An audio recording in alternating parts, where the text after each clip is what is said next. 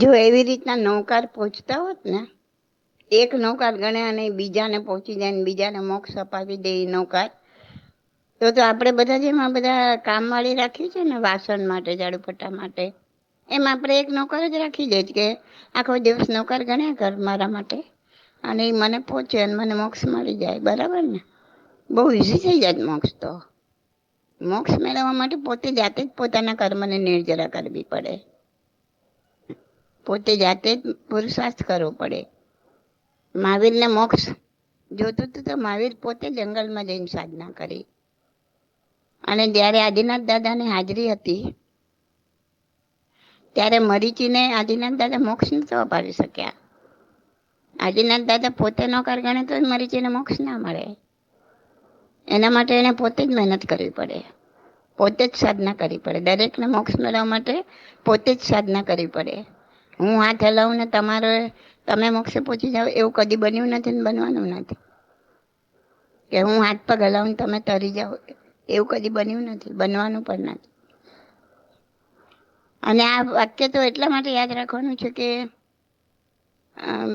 એ વાક્ય કે એક દ્રવ્ય બીજા દ્રવ્યનું કાંઈ કરી શકે નહીં, એ એટલા માટે યાદ રાખવાનું કાયમ માટે કે જ્યારે તમે કંઈ કરો છો ત્યારે તમને એમ થાય છે કે હું આમના માટે આ કરું છું, આમના માટે નૌકાર ગણું, એમનો મોક્ષ થાય, તો ત્યાં હું બેઠો છે, હું આમ કરું છું, હું તેમ કરું છું.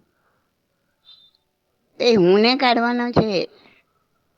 ભગવાને કીધું છે એક દ્રવ્ય બીજા દ્રવ્યનું કાંઈ ના કરી શકે, તો પછી હું ક્યાંથી આવ્યો? મેં કર્યું એમ ક્યાંથી આવ્યું? જે થઈ જ નથી શકતું તો પછી હું કરું છું એમ ક્યાંથી આવ્યું?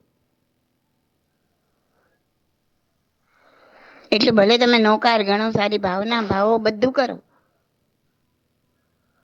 પણ મેં કર્યું, હું કર્યું અને મેં કર્યું એટલે એમને આમ થઈ જશે એ બધું છોડી દો.